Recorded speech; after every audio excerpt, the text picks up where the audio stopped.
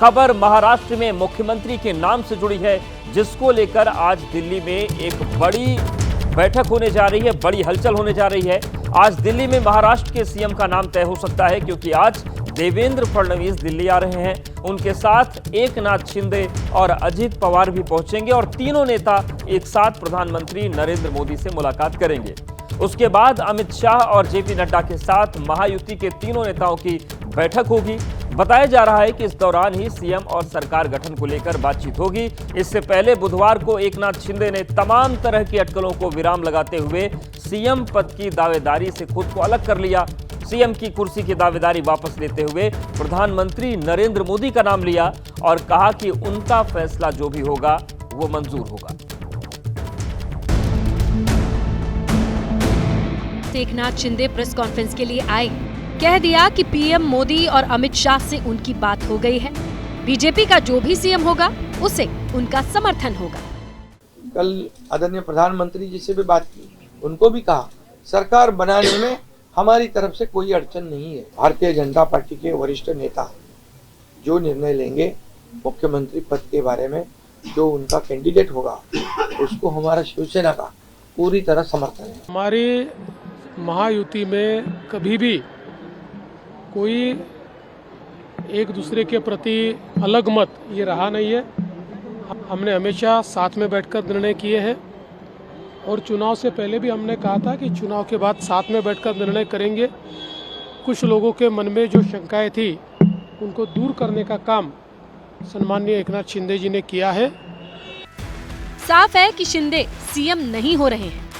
श्री एकनाथ संभाजीराव शिंदे 3 दिनों से जो उनके समर्थक मंदिर मंदिर की दौड़ लगा रहे थे, उनकी पुकार नहीं सुनी गई। कर्पूरगौरं करुणावतारं संसारधारं भुजगेन्द्रहारं सदा वदन्तं हृदयारविन्दं। नई सरकार में शिंदे की भूमिका क्या होगी ये अभी साफ नहीं हुआ है, लेकिन तमाम तरह की अटकलों के बीच शिंदे ने प्रेस कॉन्फ्रेंस में 3 बड़ी बातें कही। पहली बड़ी बात ये कही कि पीएम मोदी अमित शाह का हर फैसला मंजूर होगा। दूसरी बड़ी बात ये कही कि बीजेपी का जो भी सीएम होगा उन्हें उनका समर्थन रहेगा। और तीसरी सबसे अहम बात उन्होंने जो कही वो ये है कि ना तो वो नाराज हैं और ना ही दुखी।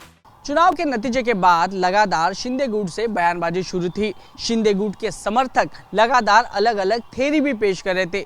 सोमवार को एकनाथ शिंदे नाराज होने की भी खबर आई, लेकिन आज उन्होंने प्रेस कॉन्फ्रेंस लेके सभी दावे और सभी अटकलों पर पूर्ण विराम लगाया और भाजपा के लिए मैदान खाली कर दिया। हमारे महाराष्ट्र के मुख्यमंत्री एकनाथ शिंदे जी का मैं बहुत बहुत आभार व्यक्त करता हूँ। उन्होंने आज स्पष्ट रूप से जो लोग शंकाएं ले रहे थे उनकी सारी शंकाएं को निरस्त कर महाराष्ट्र की जनता को, देश की जनता को बताया।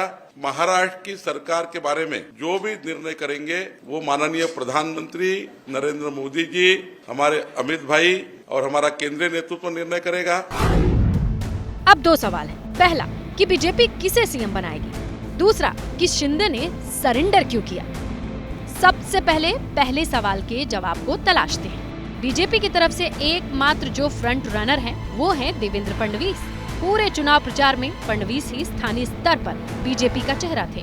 उन्होंने अपने बयानों से कैंपेन को धार दी। चुनाव नतीजों के बाद उन्हीं के नाम पर सबसे ज्यादा चर्चा है। लेकिन जब तक फैसला ना हो जाए तब तक किसी नतीजे पर पहुंचना अटकलबाजी ही मानी जाती है। अब बीजेपी विधायक दल की बैठक में जब नेता चुना जाएगा तब जाकर तस्वीर साफ होगी कि शपथ कौन लेगा। वैसे सूत्र बता रहे हैं कि 2 दिसंबर को नई सरकार का मुंबई में शपथ ग्रहण समारोह हो सकता है।